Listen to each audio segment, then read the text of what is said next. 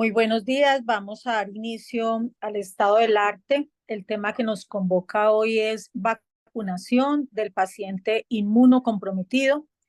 Está a cargo de la doctora Juliana Plata Marulanda, residente de medicina interna.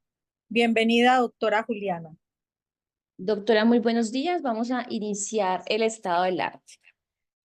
Entonces vamos a iniciar. Este es el derrotero de la revisión del día de hoy. Vamos a dar unos conceptos básicos de la historia, unas definiciones conceptuales. Vamos a dividir estos pacientes en unos grupos de interés con algunos puntos para tener claro y de final unos puntos claves para llevar a casa.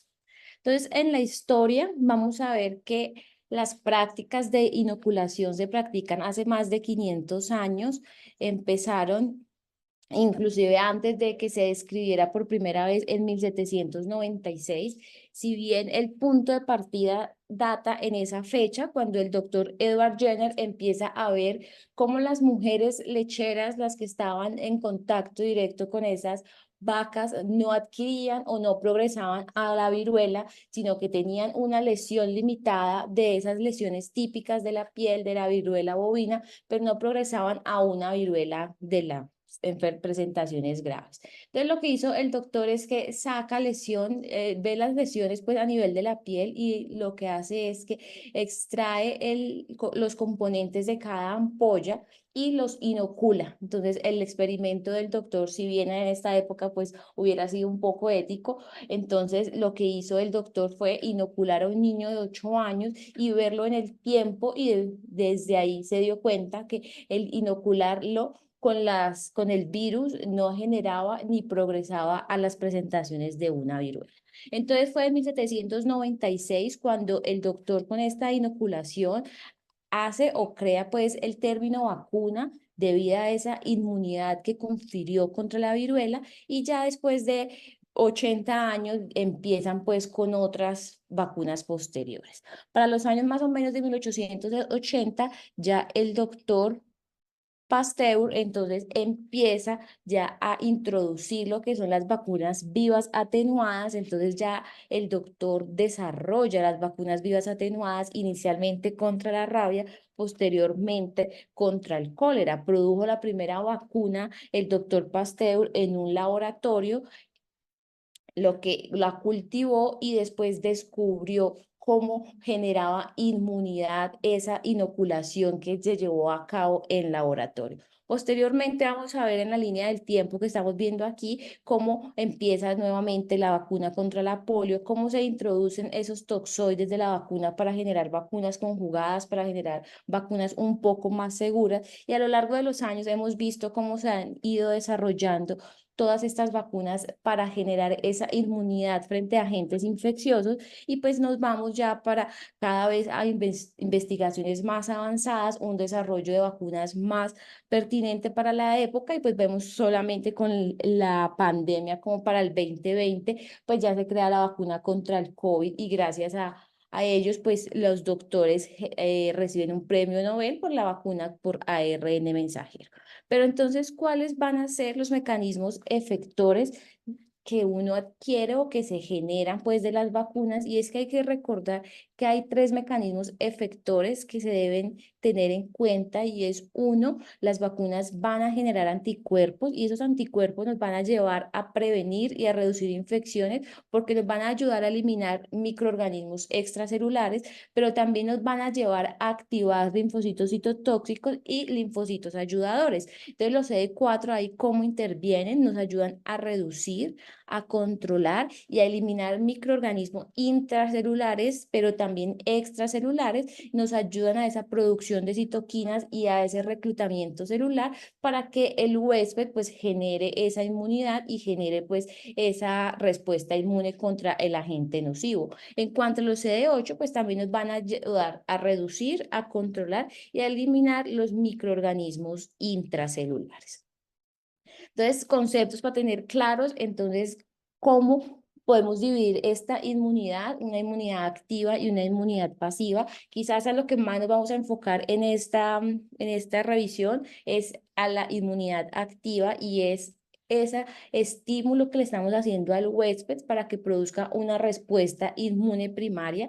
Lo que queremos generar es que se proliferen esas células B, que haya una respuesta de anticuerpos, que haya una sensibilización de las células T, para que posteriormente, si un individuo se va a exponer contra ese patógeno al cual estamos aplicando, inoculando con la vacuna, pues la respuesta secundaria pues vaya a ser una respuesta mayor, con mayor proliferación de células B, con mayor respuesta de anticuerpos, y toda esa respuesta secundaria pues va a llevar a que el individuo no desarrolle la enfermedad, o que si la va a desarrollar pues no la desarrolle en las formas graves.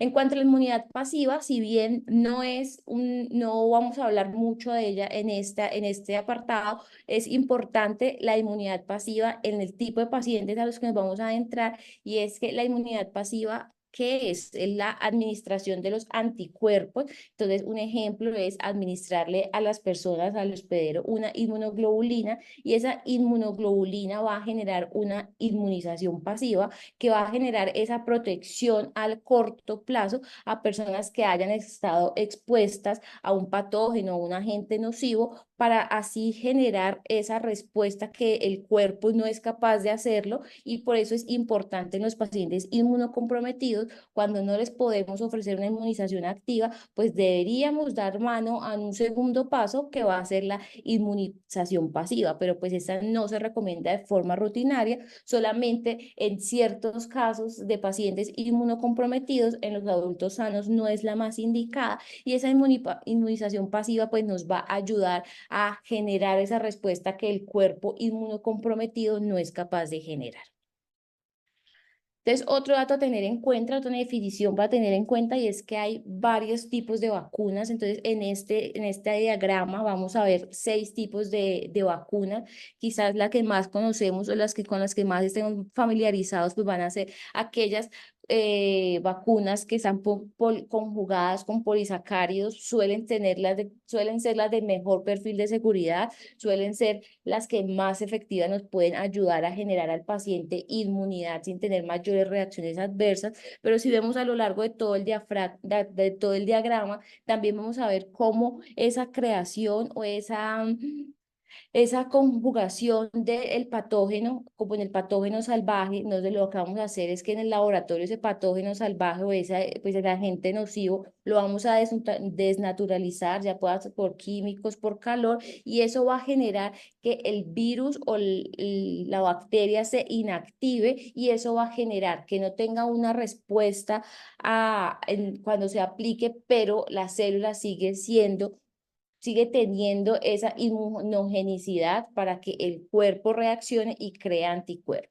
Vamos a ver en todo, entonces también los antígenos, la vacuna con toxoide, perdón, las vacunas con toxoide, las vacunas que tienen algunas subunidades del ADN, o algunas subunidades o micropartículas del virus y las bacterias, que nos van a generar, nos van a purificar un poco esos agentes y nos pueden garantizar la inmunidad. Unos ejemplos de las vacunas que están como fragmentadas o por subunidades van a ser las vacunas contra el virus de la hepatitis B y algunas vacunas contra la influenza. En el pedazo, en el diagrama, el sector verde nos hablan de las potenciales y las futuras vacunas que deberían o que se empiezan a desarrollar, y eso va en miras a poder generar vacunas con ADN y con ARN mensajero, que es lo que ya se ha visto, y como para el año 2020, después del inicio de la pandemia, cómo se genera esa vacuna de RNA mensajero, y les da pues el premio Nobel a la doctora Carico y Weishman. Entonces, todas estas tipos de vacunas son importantes porque, de acuerdo al perfil de seguridad, van a tener la indicación en el paciente inmunocomprometido o con inmunocompetencia alterada.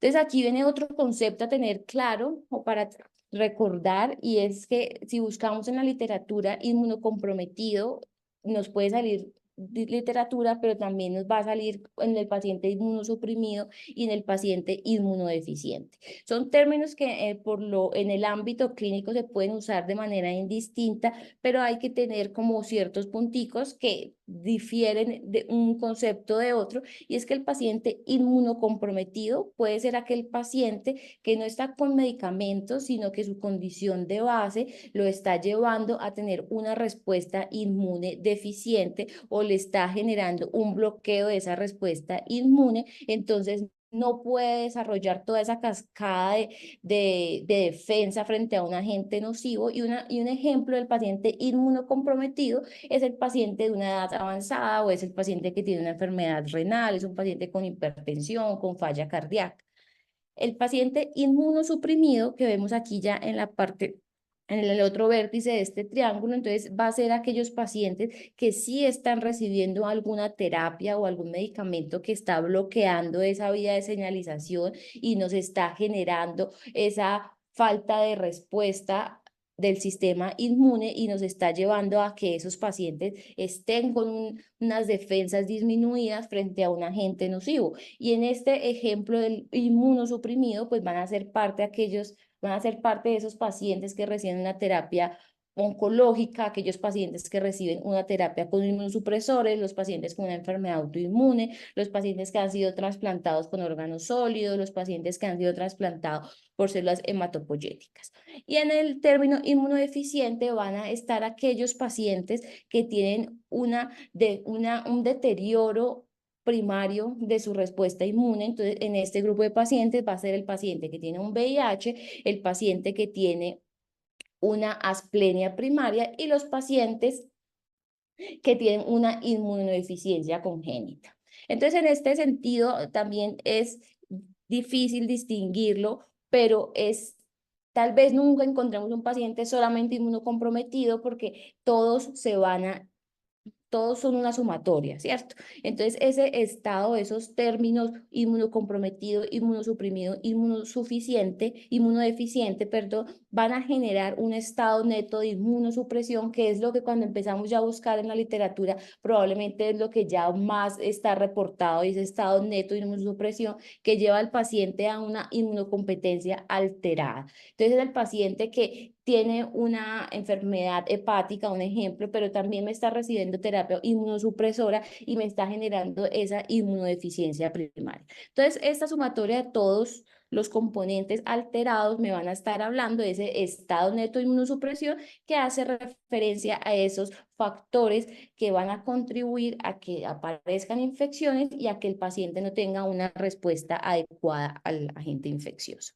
Entonces, ¿por qué se ha considerado que el grupo de pacientes con esa inmunocompetencia alterada son un grupo especial para el momento de la vacunación? Y es que es un grupo muy heterogéneo, varía tanto en el grupo, tanto en el grado de inmunosupresión como en la susceptibilidad de infección. Y hay dos factores fundamentales que siempre debemos interrogar y tener en cuenta cuando abordemos en estos pacientes, y es si mi vacuna es eficaz y si mi vacuna es segura en este perfil de paciente. Entonces hay que ver, ¿está tolerando la vacuna? ¿Es segura la vacuna para el estado de inmunosupresión de mi paciente? Y la respuesta inmune que va a inducir esa vacuna, ¿en realidad sí la va a inducir o ya está disminuida per se por la condición de base? Entonces siempre tener en cuenta qué eficacia y qué seguridad tiene mi vacuna en el paciente con la inmunocompetencia alterada.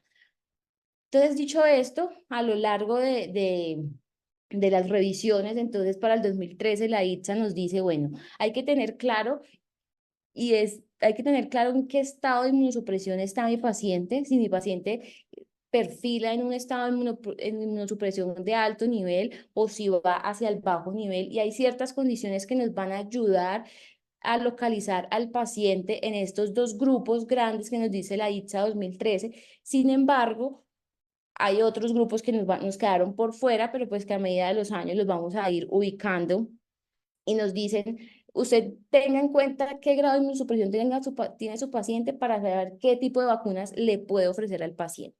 Entonces, en cuanto a la inmunosupresión de alto nivel, ellos nos dividen al paciente con HIV en dos grupos de acuerdo al conteo de CD4. Si tienen menos de 200 CD4, nos dice es un paciente con alto nivel de inmunosupresión, pero si es un paciente que tiene más de 200 a 500, es un paciente que tiene bajo nivel, y probablemente el paciente que tiene más de 500 es un paciente que podemos considerar inmunocompetente si su carga viral pues tampoco es detectable. Entonces, de acuerdo a esto, es importante saber si mi paciente tiene una infección por HIV, qué niveles de CD4 tiene, si mi paciente viene con una terapia por corticosteroide. Entonces veamos que la terapia con corticosteroides per se ya no lo están introduciendo al grupo de inmunosupresión, y lo vamos a dividir si es de alta o es de baja de acuerdo al tiempo de exposición, que nos lo marcan como 14 días. Están los moduladores y los anticuerpos monoclonales. Los medicamentos biológicos nos llevan a un paciente a que tenga una inmunosupresión de alto nivel, y probablemente este es el grupo en el que más desconocimiento tengamos, porque el advenimiento de todas las moléculas nuevas, a todos los anticuerpos monoclonales, muchas veces no sabemos dónde ubicar al paciente.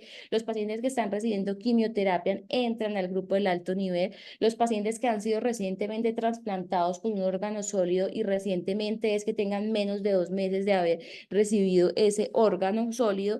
Los pacientes con trastorno de inmunodeficiencia primaria, y ellos nos dicen probablemente los pacientes que han recibido trasplante de células hematopoyéticas depende de muchos factores. Entonces de esos factores es la edad, qué otro tipo de terapia está recibiendo, para saber si lo ubicamos en el grupo de alto o de bajo nivel.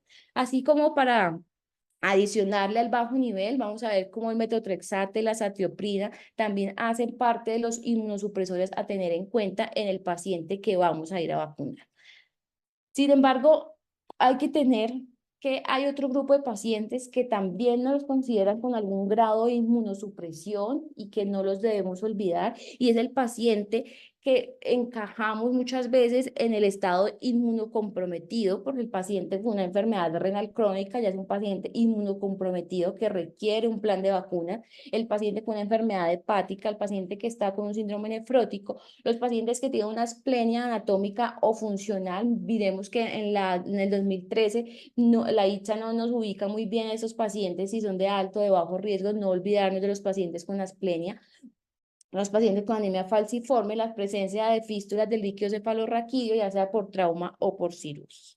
Entonces, para términos de claridad, de podernos ubicar, cogí 4 grandes grupos, y es hablar un poco del paciente VIH, del paciente no VIH, y en el paciente no VIH intenté dar unos puntos claves, perdón, dar unos puntos claves del paciente que está recibiendo terapia inmunosupresora con anticuerpos monoclonales o con medicamentos modificadores de enfermedad, los pacientes que han recibido trasplante de células hematopoyéticas y los pacientes que han recibido trasplante de órganos sólidos. Entonces vamos para la guía de la CIN. Si bien es un poco viejita, es del 2016, es la colombiana y es lo que tenemos hasta este momento en plan de vacunas. Entonces ellos nos dicen, hay un esquema de vacunas para adolescentes y adultos con condiciones médicas y grupos de riesgo, y de acuerdo a eso usted le va a ofrecer a su paciente ese tipo de vacunas. Entonces, así en términos grandes, vamos a ver que las casillas que tienen estas líneas, entonces van a ser las vacunas que están contraindicadas, y si cogemos el grupo de esta fila, nos dicen, bueno, los pacientes que están con una inmunosupresión severa, miremos aquí, los ingresan los pacientes VIH con un conteo de CD4 menor de 200, los pacientes que tienen quimioterapia, los pacientes que han recibido esteroides, y nos dice, estas 3 vacunas están contraindicadas, y cuando nos vamos a ver cuáles son las que están contraindicadas, vamos a ver que son las vacunas vivas, la triple viral, la varicela y el zoster. Todos los pacientes con una inmunosupresión severa deben tener la vacuna contra influenza y deben tener la vacuna contra el neumococo. La guía nos dice, si el paciente empezó con la 13 valente, usted debería reforzarle y aplicarle la 23 valente. Pero si por X o Y razón el paciente ya recibió la 23 valente, usted debe aplicarle la 13 valente. Las dos son complementarias. Si bien la guía dice empiece con la 13 y después la 23, si el paciente ya recibió la 23 en su primera dosis, auméntele, adicione la 13 valente. La influenza debe ser aplicada en cada año, a cada año y en cada perfil de inmunosupresión.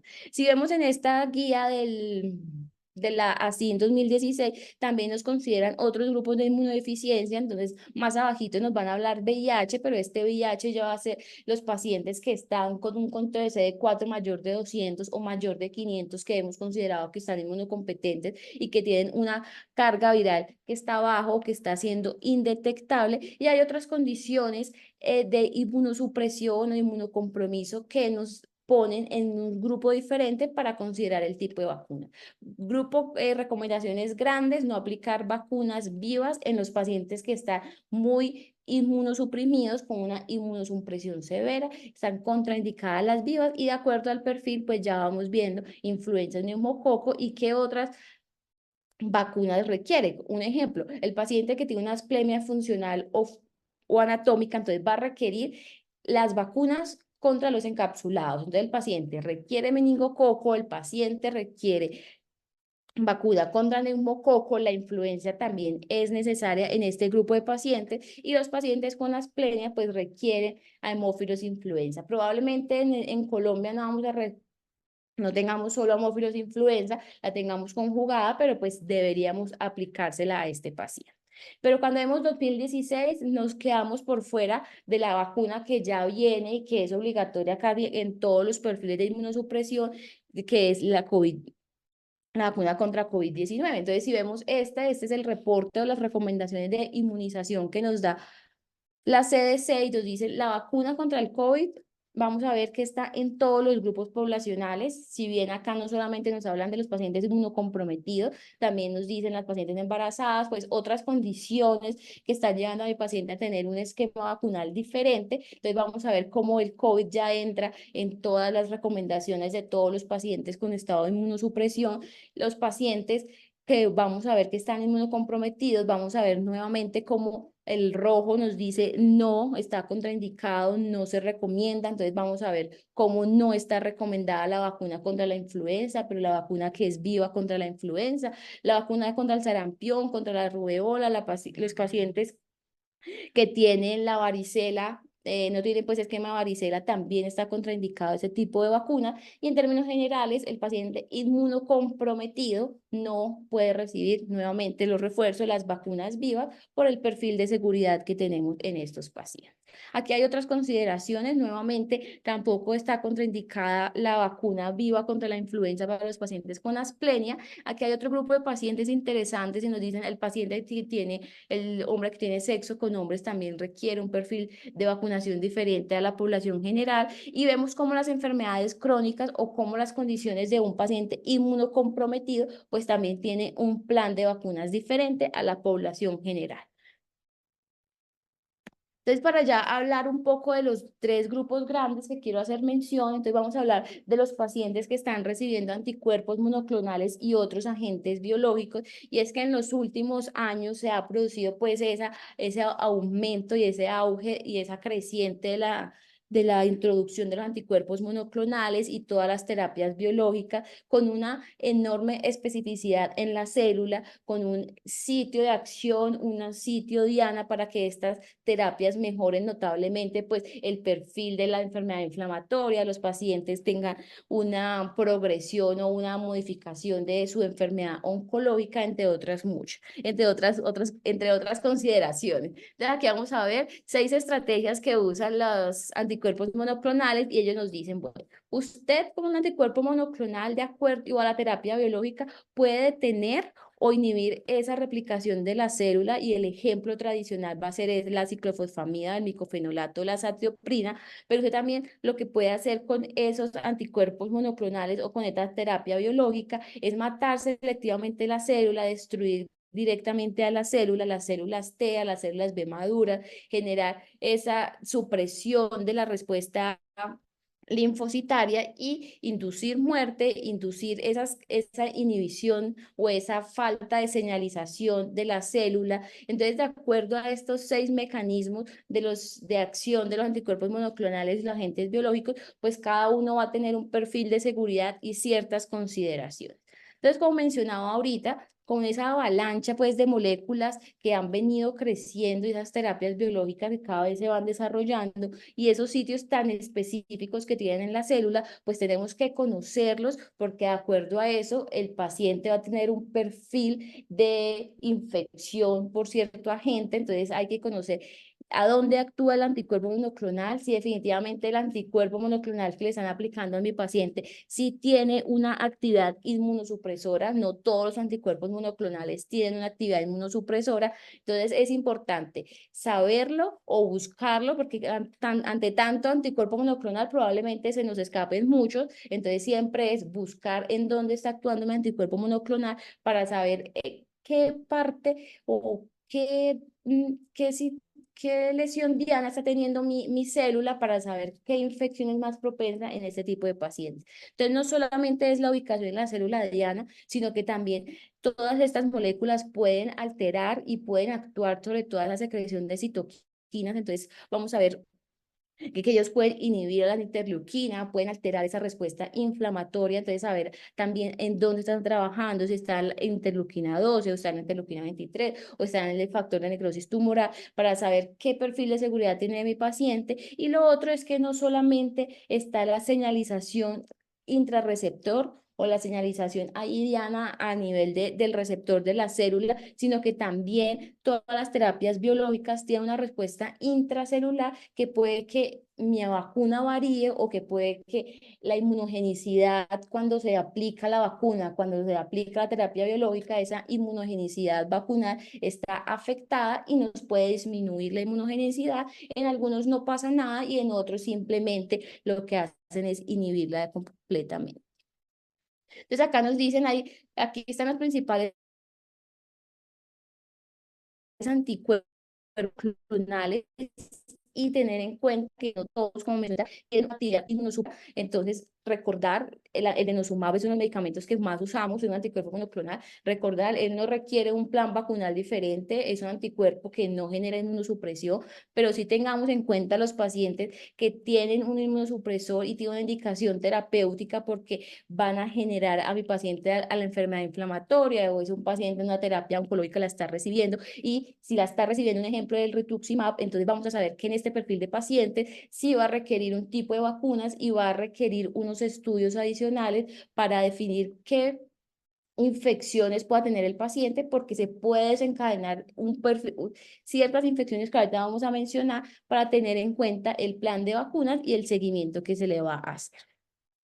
Entonces aquí vamos a ver en general cuáles van a ser las recomendaciones en los pacientes que tienen una enfermedad inflamatoria y que están recibiendo una terapia inmunosupresora.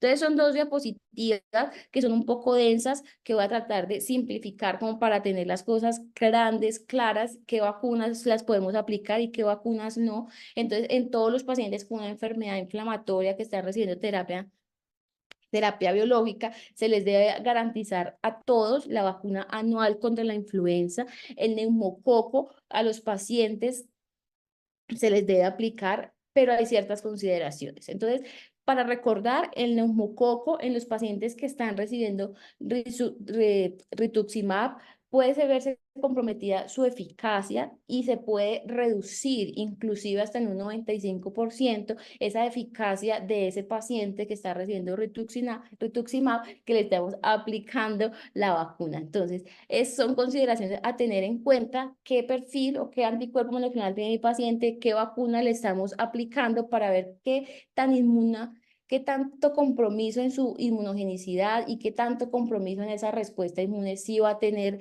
mi paciente. Las vacunas de la hepatitis B en la mayoría de las condiciones se pueden aplicar. Sin embargo, hay que tener en cuenta en el virus de la hepatitis B que hay ciertas condiciones que nos van a disminuir su eficacia y es que en el paciente que tiene una enfermedad inflamatoria, en el paciente que tiene artritis reumatoidea, en los pacientes que están trasplantados, esa inmunogenicidad vacunal se puede disminuir hasta en un 50%. Entonces, debemos siempre garantizar o ver si mi paciente tiene ya el esquema previo a iniciarse la terapia de los anticuerpos, tener en cuenta que el rituximab nos puede puede desencadenar los episodios de hepatitis, que venía como una hepatitis latente y nos pueden generar la infección. Entonces, en estos pacientes pedir el perfil infeccioso antes de vacunar, como mencionaba el texto previo, nos dicen, la terapia biológica no es algo que es, por lo general no es algo que es inmediato, por lo general es algo que es planeado cuando ya las terapias previas han fallado. Entonces, siempre tamicemos bien los pacientes para evitar que esas manifestaciones infecciosas se desencadenen en este grupo de pacientes. Entonces, para la aplicación del rituximab, en cuanto a la vacuna de la hepatitis B, nos dicen, es necesario que usted conozca ese estado serológico, pida un antígeno de superficie a su paciente, pídale los anticuerpos contra el antígeno de superficie y pida los anticuerpos pues, también contra hepatitis C. Entonces, estos como recomendaciones grandes, todos contra la influenza, neumococo también. Los pacientes con virus de la hepatitis B, conozcamos su serología, conozcamos qué riesgo de activación o de infección tiene. En cuanto a la hepatitis A, ellos nos dicen, si no ha sido vacunado previamente, considérelo, y si el paciente va a recibir un anticuerpo monoclonal que probablemente pueda ser hepatotóxico, o si es un paciente con una enfermedad crónica hepática, probablemente se va a beneficiar de la hepatitis A. En cuanto a las vacunas contra los encapsulados, pues va a depender si el paciente ha sido previamente o no vacunado. La vacuna contra el virus de la varicela zóster también va a definir o va a depender si el paciente tenía una inmunidad previa. Y aquí las recomendaciones de las vivas atenuadas nos dicen, bueno, usted considera solo en tenga ciertas consideraciones, si el paciente usted va a definir si requiere nuevamente sarampión, rubeola o papera, si su paciente requiere la vacuna contra la varicela porque no ha tenido una exposición previa contra la varicela, y la vacuna contra la fiebre amarilla. Siempre nos han dicho, si es un paciente que está inmunocomprometido, con una inmunocompetencia alterada, usted defina si el paciente va a viajar, hacia qué área va a viajar, y así refuerce las vacunas. Entonces, esas consideraciones también a tener en cuenta cuando vamos a aplicar fiebre amarilla. Y lo ideal es que los pacientes que vamos a vacunar con vacunas vivas, lo ideal es que sea antes de la terapia o cuando el estado de inmunosupresión no esté tan comprometido. Entonces, esta tabla, perdón, me pareció muy útil porque nos dicen, bueno, de acuerdo al medicamento modificador de la enfermedad que está recibiendo el paciente, puede alterar esa inmunogenicidad de la vacuna. Entonces, si el paciente está recibiendo metotrexate y usted le va a aplicar la influenza, tenga en cuenta que le puede disminuir ese efecto y le puede disminuir esa inmunogenicidad a la vacuna. Entonces, téngalo presente que para la influenza, para el para el neumococo, tanto la 13 valente como la 23 valente, el metotrexate disminuye el efecto de la vacuna. Hay otros que no han sido estudiados, que aún no sabemos, como mencionamos ahora, es tanto el advenimiento de las terapias biológicas y los anticuerpos monoclonales que muchas veces desconocemos ese perfil de seguridad y eficacia que tenga la vacuna en este tipo de pacientes. Entonces aquí cada uno de los anticuerpos monoclonales de las terapias biológicas nos van a decir qué perfil de seguridad o cómo van a modificar ese tipo de vacuna. Miremos también que el rituximab disminuye esa eficacia de la influenza, disminuye la eficacia del neumococo, tanto 13 valente como 23 valente, y vamos a ver que con las otras recombinadas, con nuestra hepatitis B, pues no hay otros estudios. Entonces, ¿qué puntos a tener en cuenta y puntos claves para los pacientes que están recibiendo este tipo de terapia biológica o terapia modificadora de enfermedad? Y es que siempre, como mencionaba ahora, no es lo usual que empecemos una terapia biológica de urgencia, de emergencia, casi siempre es algo que ha sido planeado. Entonces, si usted lo ha planeado, pues hágalo con juicio. ¿Cuándo vamos a iniciar la terapia? ¿Cuándo puede recibir la terapia? ¿Cuándo puede recibir la vacuna? Para que en el momento que el paciente va a entrar en ese estado de inmunosupresión, pues ya lo tengamos asegurado, pues ya lo tengamos con esa inmunidad frente a las enfermedades infecciosas. Siempre lo ideal, vacune antes de inmunosuprimir a su paciente, no suspenda inmunosupresión para usted aplicar vacunas. Si usted ya inició la vacuna, si usted ya inició la inmunosupresión, pues considere si después de ciertos periodos, 6 meses, 12 meses, de acuerdo al tipo de vacuna, ya lo puede vacunar, pero no lo haga mientras el paciente esté en ese estado de inmunosupresión. Evite siempre las vacunas vivas cuando su paciente tenga esa inmunosupresión y la presencia de la terapia biológica activa. El zóster usted lo puede aplicar en esos pacientes que no tienen una inmunidad y eso puede ser inclusive de 2 a 4 semanas antes de la inmunosupresión. Si usted lo va a hacer después, espere, de acuerdo al perfil de anticuerpo monoclonal que está aplicando, varían también los tiempos. Entonces, el rituximab tiene uno, el adalimumab tiene otro, entonces siempre de acuerdo al anticuerpo monoclonal, a veces es difícil uno aprenderse las semanas de antes y después, pero pues para eso están las guías. Entonces, bueno, las guías no son tanto las guías, sino los consensos de expertos, porque ese es otro como punto a tener en cuenta para un futuro, y es que hasta ahora las recomendaciones con el uso de anticuerpos monoclonales y terapias biológicas no son tanto guías, no hay como una evidencia muy robusta acerca del tema, sino que todo ha sido a partir de guías por expertos. El rituximab, por lo general, 5 meses después o 4 semanas antes de la próxima dosis para la vacuna. Entonces, nuevamente, la terapia biológica no es un accidente, es algo que lo hemos planeado por lo general, y de acuerdo a eso, estudie su paciente previamente, conozca su perfil infeccioso y ofrézcale vacunas para que lo llevemos a un estado de inmunocompetencia o, perdón, un estado de inmunosupresión que sea seguro para el paciente. Bueno, otras consideraciones, entonces aquí vamos a hablar de los otros grupos, y es el paciente que tiene enfermedad por el virus de la inmunodeficiencia humana. Entonces, a la derecha de la diapositiva vamos a ver lo que nos dice la CDC, y, y ellos no lo divide, el paciente que está con una inmunosupresión severa, si lo vamos a ver, o de alto riesgo, como nos la clasifica la ITSA 2013, o si el paciente tiene más de 200 CD4. Entonces, de acuerdo a eso, usted le va a ofrecer un plan de vacunas. Vamos a ver que en el paciente que tiene inmunosupresión severa, con ese conteo de linfocitos CD4 menor de 200, nuevamente están contraindicadas las vacunas vivas. Las vacunas vivas acá que nos pintan en rojo son sarampión, rubéola, paperas, la vacuna contra la varicela y la vacuna contra la influenza, pero la vacuna contra la influencia viva. De acuerdo a las otras consideraciones o al otro grupo de vacunas, están en amarillo. En amarillo nos dicen, está recomendada para todos los pacientes, se deben indicar. Entonces ya vemos acá cómo está la COVID, la influenza anual, el paciente requiere toxoide, el paciente requiere neumococo, hepatitis A para ciertas consideraciones, la hepatitis B y el meningococo. Acá nos dice el meningococo del subgrupo A, CWY, o el meningococo, el B, están pintados de gris, dice, de acuerdo pues a las recomendaciones, pues a las indicaciones de cada paciente, pero no lo olvide y téngalo en cuenta. Entonces, recordar, pues la infección por VIH es un factor de riesgo para que nuestro paciente tenga mayor morbilidad, nuestro paciente tenga mayor mortalidad por unas causas que pueden ser prevenibles si a nuestro paciente le podemos ofrecer inmunización. Sin embargo, siempre tener en cuenta que probablemente su estado inmunosuprimido pues no nos va a garantizar una adecuada eficacia y seguridad de las vacunas, pero no debemos dejarlo de hacer solamente porque no lo sabemos. Y siempre la vacuna es más eficaz en los pacientes que tienen una infección temprana por VIH. En mi paciente que está recibiendo y tiene una adecuada adherencia a la terapia antirretroviral, el paciente que tiene baja carga viral va a tener mejor respuesta, va a tener mejor ganancia con la vacuna, mayor perfil de seguridad, y en aquellos pacientes que han restaurado esa función de los CD4, ellos nos dicen, si es mayor de 500, probablemente usted lo pueda tratar como un inmunocompetente general.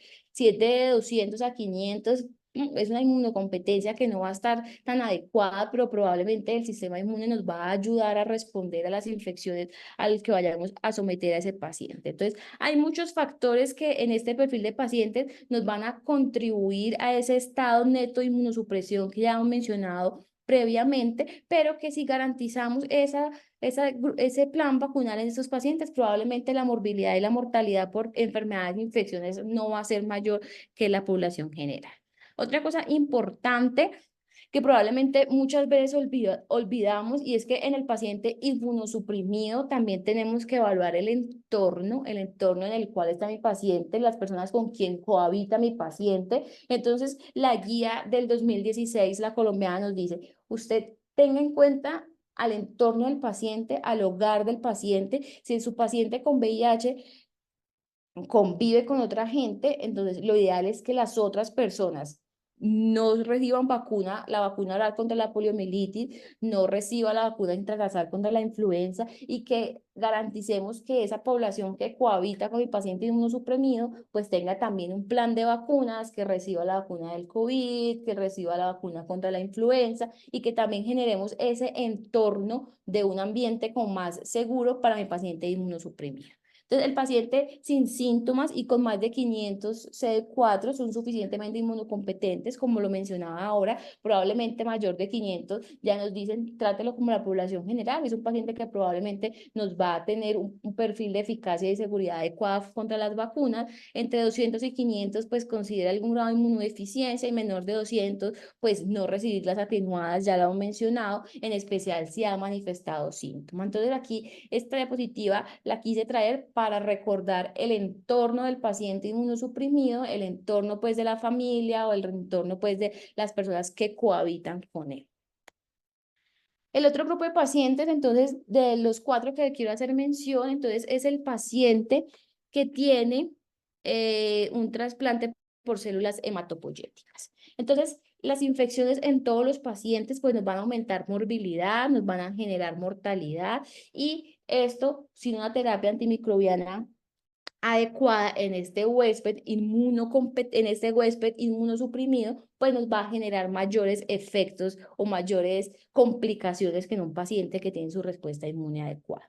Entonces, aunque es obvio que si el paciente yo lo voy a inmunosuprimir, lo voy a vacunar, no es tan fácil con este grupo de pacientes porque es que no sabemos cómo su inmunidad que está deteriorada nos va a responder a esa inmunidad protectora que le estamos dando. Entonces, quizás por eso es tan difícil este grupo poblacional, porque si bien es obvio que los vamos a vacunar para que no se infecten, es difícil saber cómo esa respuesta inmune va a ser en mi paciente y probablemente las vacunas y lo que queramos reforzar para prevenir infección no van a ser las medidas adecuadas o las medidas suficientes. Sin embargo, esa proliferación, a pesar de ser desconocida y esa respuesta puede ser desconocida y que muchas veces la aplicación nos puede generar ese descontrol inmune, pues lo debemos garantizar en el grupo de pacientes.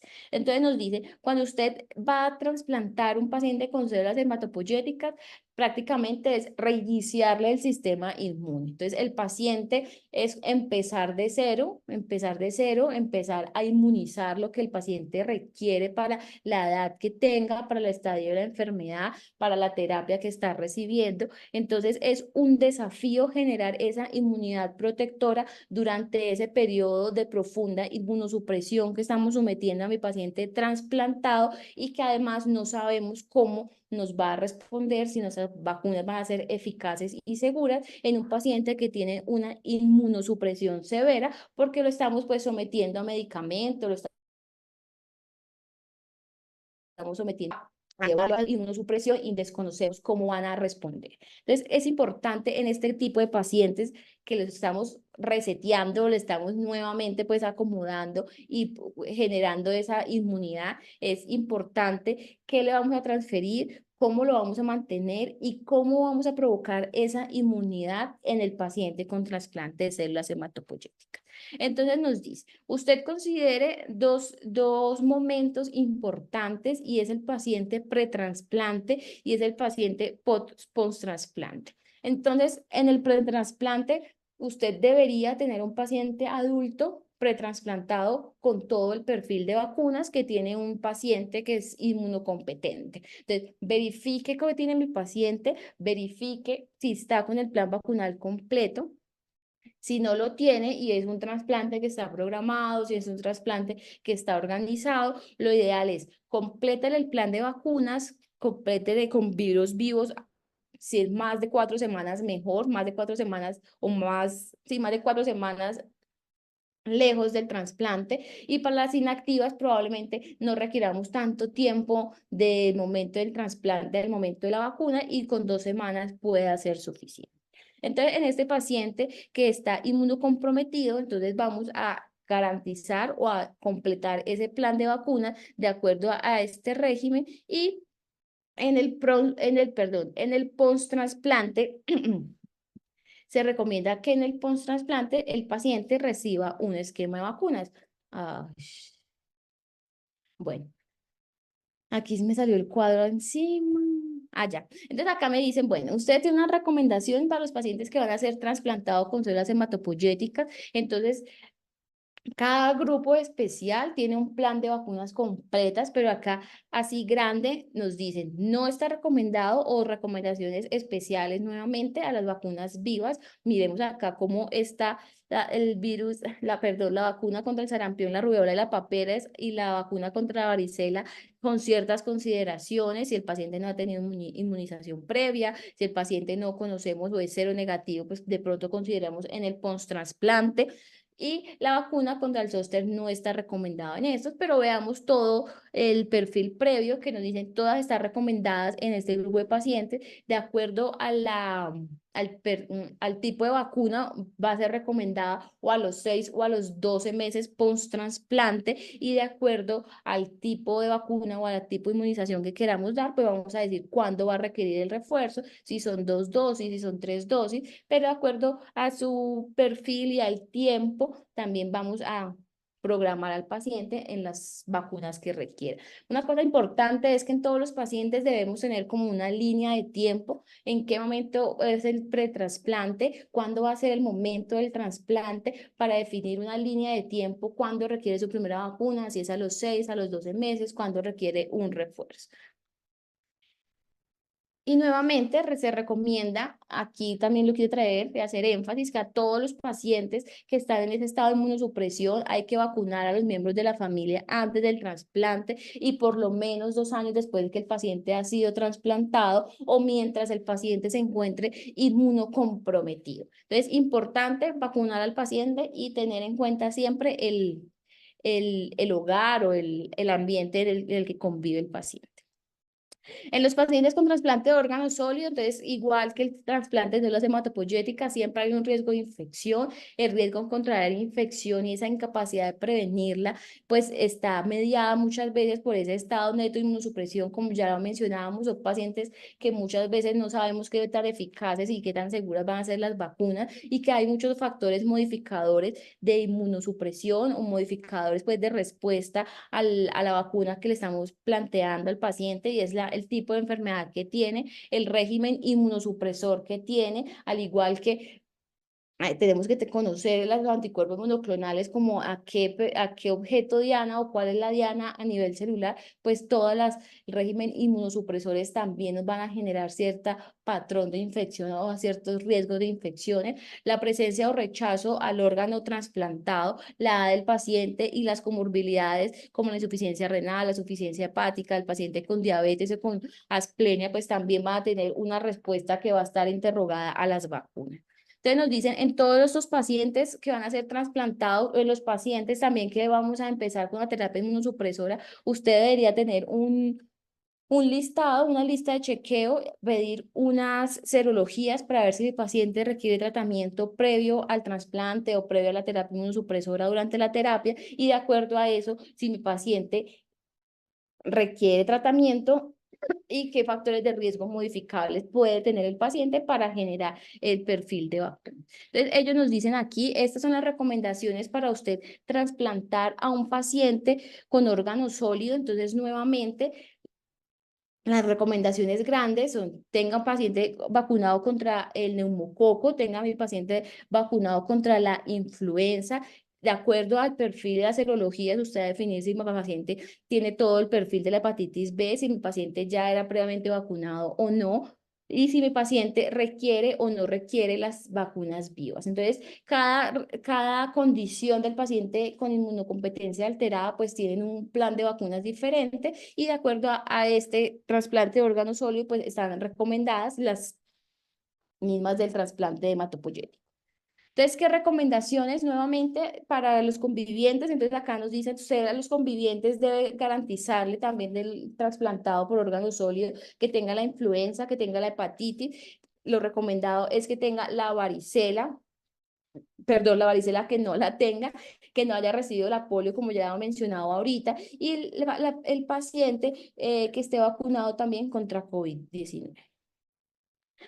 Aquí hay dos recomendaciones grandes que nos hablan del paciente con cáncer. La quise traer en cuenta porque nos hablan de los pacientes con linfoma, los pacientes con leucemia que también requieren vacuna contra neumococo, contra influenza, contra varicela. Probablemente el zóster durante la terapia pues no esté muy recomendado, no sea posible, pero posiblemente posterior a que el paciente salga de una inmunosupresión pueda ser considerado, y la vacuna contra el toxoide, el toxoide tetánico, la difteria y la pertusis, pues está recomendado para todo el perfil de pacientes.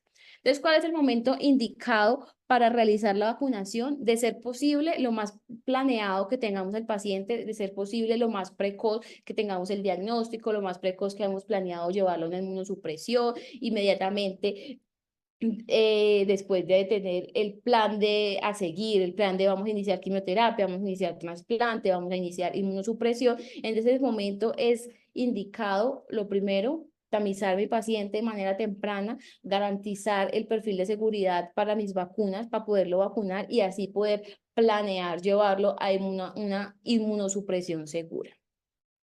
¿Por qué vacunarlos? Porque son pacientes que tienen mayor riesgo de infección, son pacientes que tienen mayor riesgo de presentar enfermedad grave, son mayor riesgo de complicaciones, son pacientes que si les garantizamos o si logramos disminuir esas presentaciones de infección, ya sean bacterianas, virales, probablemente vamos a disminuir el uso de antibióticos, vamos a disminuir la resistencia antimicrobiana del paciente inmunosuprimido y probablemente así le vamos a generar una mayor seguridad y una mayor sobrevida a mi paciente.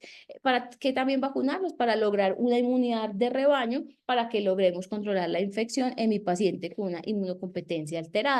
¿Cuándo debemos diferir el inicio de la vacunación? Y es cuando mi paciente tenga la actividad de la enfermedad. Si mi paciente tiene una enfermedad autoinmune y en ese momento está en una recaída, está en una actividad inflamatoria, no se recomienda vacunar. Esperemos que el paciente esté como en ese periodo latente en el que no tenga síntomas y ahí sí continuemos o verifiquemos el plan de vacuna, pero mientras tenga una recaída de la enfermedad, no. Si mi paciente tiene una enfermedad de injerto contra huésped, no lo vacunemos. Si mi paciente ha recibido recientemente... ¿Aló? Bueno, si mi paciente ha recibido inmunidad pasiva o si mi paciente tiene uso reciente de rituximab.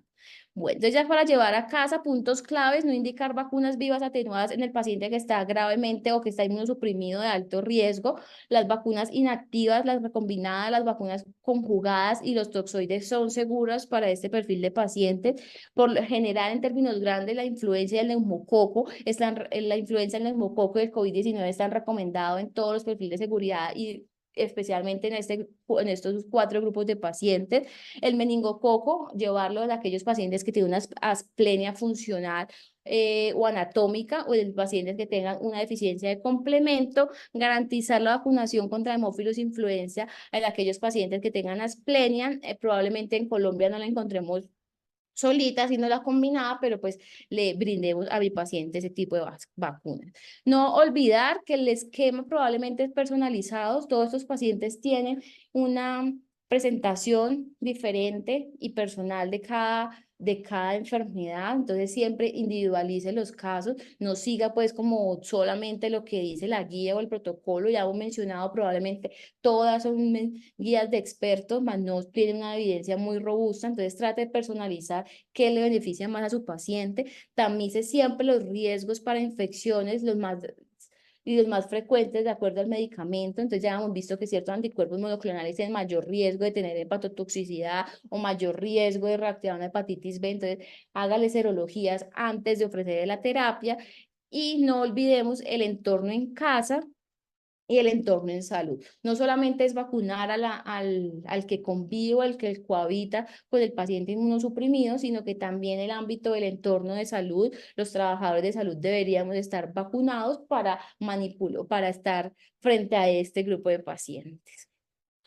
Y esta última diapositiva es como qué viene con las vacunas y la nueva era con todas las inmunosupresiones que estamos llevando al paciente. Y es que lo más importante o lo que más deberíamos trabajar a un futuro es lograr homogenizar esos conocimientos, mucho conocimiento, muchos anticuerpos, probablemente muchos diana, donde están actuando esos anticuerpos y no sabemos, desconocemos qué tipo de infecciones. El anticuerpo monoclonal probablemente tiene mayor riesgo de ciertas infecciones, entonces es importante lograr conseguir una evidencia más robusta para poder trabajar con mayor seguridad en este grupo de pacientes. Hay que incorporar y evaluar esa inmunogenicidad y los resultados en pacientes que están en tratamiento con inmunosupresores, qué beneficios va a tener la introducción de la neumococo 20 valente en Colombia y qué otros métodos a futuro podemos garantizar para que nuestro paciente reaccione o tenga una adecuada respuesta inmune. Son pacientes que per se ya tienen un estado inmunológico deficiente, que lo estamos sometiendo a un estrés, por así decirlo, para generar inmunidad, pero probablemente será que hay otra vía en la que podamos generar esa inmunidad en el paciente que tiene una inmunidad alterada por su enfermedad. Y esto ya era para terminar. Esta fue la última diapositiva. Esta fue una caricatura que nació después de la vacuna contra la influenza. Entonces, este era un movimiento antivacunas.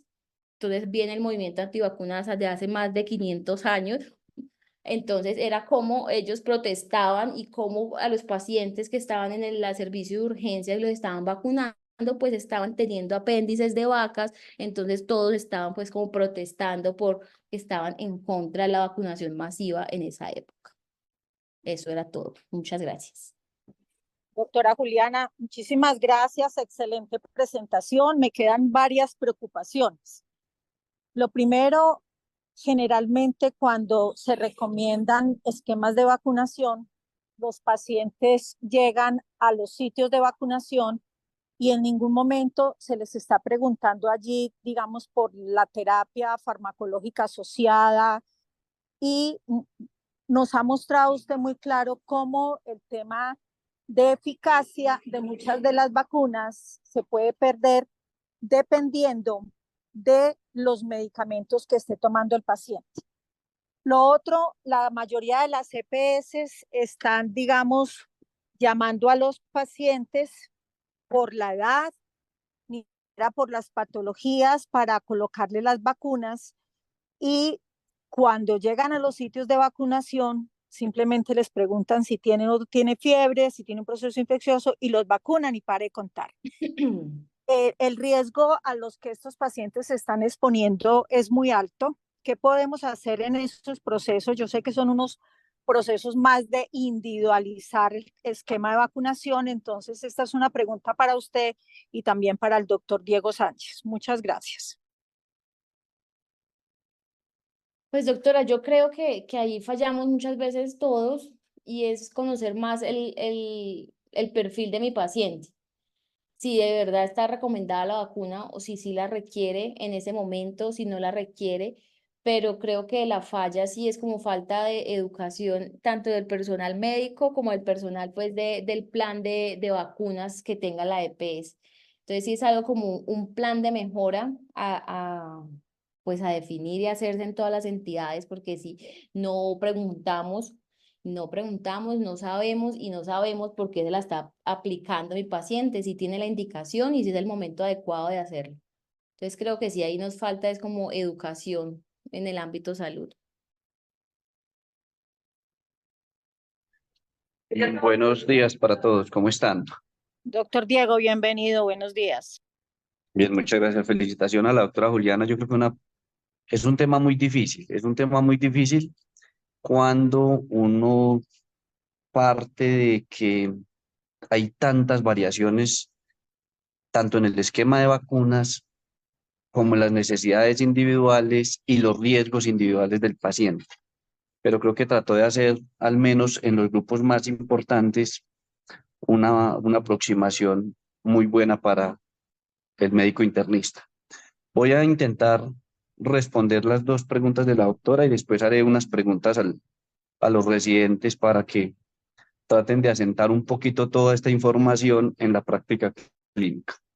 Entonces, bueno, con respecto a la primera pregunta o planteamiento de la doctora, que es básicamente la pérdida de inmunidad cuando se tiene en cuenta que la vacuna pierde su eficacia en algunos medicamentos, ¿cierto? Por ejemplo, el paciente que lleva con terapia biológica, que como mostró Juliana es tan variado. Lo primero que hay que decir acá es, una cosa es la pérdida de la eficacia, que no pone en riesgo al paciente, realmente lo pones en una situación de desventaja con respecto a los demás vacunados, ¿sí? Porque simplemente el nivel de eficacia va a ser inferior. Y eso casi que no se puede modificar, infortunadamente. La única forma de modificarlo es vacunar al paciente antes de la inmunosupresión. Eso parece fácil, pero no es tan fácil en la práctica clínica. Normalmente el paciente que nos llega ya tiene una terapia inmunosupresora que debió ser instaurada muchas veces antes de las vacunas, y acá juegan muchísimos factores, no necesariamente eh, los, la práctica médica como tal, sino todo el proceso administrativo que lleva a vacunar un paciente. Entonces, conclusión, uno, si el paciente está inmunosuprimido con cualquier terapia biológica, con cualquier esteroide, y se aplican vacunas, excepto las vivas, que ya las retomaré, eh, se pierde la eficacia o disminuye la eficacia, pero habitualmente no lo pone en riesgo. La otra parte es el riesgo, y es el riesgo de aplicar vacunas vivas, que como mostró Juliana, en nuestro medio son tres. La más importante para el adulto, em, en términos generales, es varicela zoster o herpes zóster, ¿sí? Recuerden que nosotros vacunamos contra varicela para evitar la primoinfección por varicela, y vacunamos contra herpes zóster para disminuir el riesgo de herpes zóster, y lo más importante es bajar el riesgo de neuropatía posherpética. Son los dos objetivos grandes de esta última. Juntas están hechas con virus vivos atenuados. La primera tiene 1440 unidades formadoras de placa, suficiente para disminuir la primoinfección, y la segunda tiene 10, ya llegó una nueva con 20.000 unidades formadoras de placa que disminuye el riesgo del zóster. En ese sentido, las dos son virus vivos atenuados y no deben aplicarse en el paciente inmunosuprimido, ¿sí? Entonces, acá sí se somete a riesgo. Vacunarla puede generar una infección diseminada, aunque es bajo el riesgo, pero pues existe, y las guías dicen no la aplique. Eh, la otra barrera administrativa que también comentó la doctora, eh, en lo que he visto pues en mi práctica y teniendo en cuenta que la mitad de mi consulta es vacunar pacientes, eh, no he encontrado esa barrera realmente, que apliquen vacunas eh, sin tener en cuenta, o que eso realmente afecte, que no tengan en cuenta los medicamentos que reciben, pues no es tan frecuente, porque cuando van a aplicar vacunas de virus vivo atenuado, normalmente sí tienen la precaución de que lleve una indicación médica, si no la aplican pues como forma, de forma rutinaria. ¿Qué vacunan? Simplemente por riesgo y por edad: influenza y neumococo. Y estas dos no tienen mucho riesgo. Entonces creo que ahí hay que evitar al máximo las barreras para el acceso a la vacunación. El adulto per se tiene inmunosupresión y hay que tratar de abarcar a la mayor población posible, y tengan en cuenta que cada paciente que está enfrente de ustedes en el consultorio y es un adulto, tienen la oportunidad de vacunarlo. Y al menos las vacunas más importantes, que son las del adulto: influenza, neumococo con esquema completo de 13 y 23, DPT celular, y eso va a disminuir muchos ingresos a la urgencia seguramente. Se nos acabó el tiempo, pero tengo una pregunta para los residentes mayores, y es una de las preguntas que me surgen en el día a día en la consulta. Los pacientes, llegan varios grupos de pacientes que son tributarios a inmunosupresión, ¿sí? Entonces voy a poner un ejemplo. Paciente de los que más me llega es el paciente de gastro, ¿sí? Que tiene enfermedad inflamatoria intestinal, viene recibiendo un esquema de bajo nivel de inmunosupresión, como puede ser esteroide a dosis baja,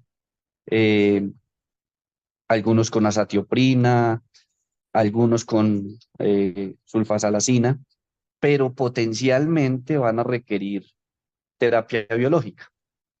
Lo primero que uno debería saber ahí es, pues, cuál es la terapia biológica que va a elegir el grupo tratante para uno establecer el riesgo. Esa pregunta no la tenemos, o esa respuesta no la tenemos siempre.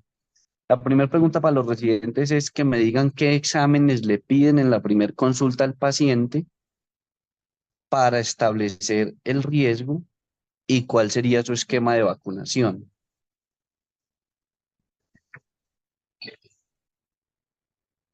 Un R mayor que de Buenos días. pronto ya haya estado con nosotros en infecto. Buenos días, pues en ese paciente uno solicitaría un panel con bioquímica básica y más específicamente pensando en la vacunación, pues se solicitarían pues la serología de hepatitis B, ver si tiene anticuerpos contra hepatitis A y pues básicamente eso es de entrada. Pero recuerda que tienen que pedir también anticuerpos para varicela, eh, precisamente pensando en si vamos o no a aplicar vacunas con virus vivo atenuado antes de la inmunosupresión. Esa es la oportunidad. Obviamente hay que completar todas las serologías, incluye una prueba de VIH, porque ahí cambia el esquema de vacunación, como lo mostró la doctora Juliana. Y entonces, ¿con qué esquema arrancaría? ¿Qué le formularía el primer día? ¿Qué le formularía al mes siguiente? Para arrancar antes de conocer, pues, digamos que previo a los resultados de los exámenes, se podría recomendar la vacunación contra influenza y la neumococo 13 valente. Y ya después con los resultados de los exámenes, pues entonces se le indicaría varicela y dependiendo de los resultados, las vacunas contra hepatitis. Entonces, mira, ahí es relativamente sencillo. Inicie en la primera cita porque acá hay que ser ágiles, ¿sí? No venga, yo le pido exámenes y vuelva porque de pronto vuelve en 6 meses cuando ya no hay opciones. Entonces, póngale las vacunas en la primera cita que no tienen contraindicación independiente de su estado de inmunidad, ¿sí? Entonces, arranca con influenza anual, le pone la primera dosis de neumococo y le pone DPT celular, ¿sí? Cuando le llegue con las serologías, que recuerde que las serologías de virus B tienen que ser completas, antígeno de superficie, core total y anticuerpos contra el S, ahí usted define si lo vacuna contra virus B. Y si hay mucho afán para iniciar el biológico, usted puede utilizar un esquema acelerado de 3 dosis, no el esquema de 6 meses. Sí, son 3 dosis, pero algunos esquemas dicen día 1, 21 y un mes después. O sea, hay esquemas que tienen eficacia y no le quitan tiempo. La vacunación contra virus A es indispensable, ¿sí? Y más ahora que tenemos un incremento de casos a nivel nacional que ya viene reportándose desde Antioquia. Nosotros hemos hecho algo de alarma en Caldas porque hemos visto más casos. Entonces, siempre hay que vacunar contra virus A porque en el adulto puede generar problemas mayores que en el niño. Y ya con eso usted termina después el esquema de vacunación. Cuando a mí me mandan un paciente que potencialmente va a recibir terapia biológica y que tiene inmunosupresión baja, hay que ser rápidos en la vacunación, porque hay veces que los pacientes necesitan la terapia biológica de urgencia. Pasa en enfermedad inflamatoria intestinal, pasa en lupus, en otras con mucha actividad de inflamación que no dan tiempo. Entonces, siempre sean ágiles en el proceso de vacunación, aprendan al menos los esquemas básicos, aprendan a convertir eso en un MIPRES, que es la otra tarea dura, y seguramente sus pacientes se van a beneficiar. No tenemos más tiempo de ahondar en muchos temas Eh, de esto, pero muy importante todo lo que mostró la doctora Juliana. Doctor Diego, muchísimas gracias, pero tenemos una mano alzada del doctor Cerón. Doctor Cerón, tenemos unos minutos. Buenos días, doctora. No, quería Días. recordarles que no es lo mismo cero conversión que cero protección. O sea, algunos pacientes hacen cero conversión, pero la capacidad inmunogénica de la vacuna no es suficiente. Entonces hay que tener en cada vacuna la vigilancia sobre si se lo convirtieron efectivamente, o sea, si hicieron seroprotección. En la práctica vemos dificultades muy grandes porque las redes sociales siguen teniendo una influencia perniciosa, severa sobre los pacientes. La cantidad de mala información que hay es bien importante. Entonces creo que desde el médico y en la consulta debemos motivar a los pacientes con explicaciones, con información apropiada para que no se alejen de esa posibilidad. Yo veo mucha resistencia todavía para los pacientes para que permitan la vacunación. Y no veo tan fácil cuando hemos tenido los pacientes, las entidades creo que no están haciendo una tarea apropiada. Creo que cuando mandamos a los pacientes a vacunar son más las dificultades que terminan haciendo que el paciente se aleje, se canse y no se vacune. Pero creo que debemos insistir y claro, conocer muy bien en general las terapias biológicas idealmente deberían después de la vacunación aplazarse siquiera una vida media para que permita una respuesta inmune apropiada. Sería como una medida apropiada. Pero en general hay que insistir en la vacunación. Creo que nos hace falta también, desde nuestra posición de médicos, tener esa tarea con más convicción. Era todo, doctora. Bueno, muchísimas gracias al doctor Cerón, muchísimas gracias al doctor Diego Sánchez por acompañarnos. Doctora Juliana, felicitaciones. Me interesa la presentación, por favor, si me la manda a mi correo electrónico. Y como bien se dijo, es muy importante que los médicos conozcamos de estos procesos, pero también que eduquemos a nuestros pacientes y así evitemos las barreras que con alguna frecuencia nosotros vemos para este proceso de vacunación tan importante para los pacientes inmunocomprometidos. Que tengan todos un feliz día y muchísimas Hasta luego, doctora.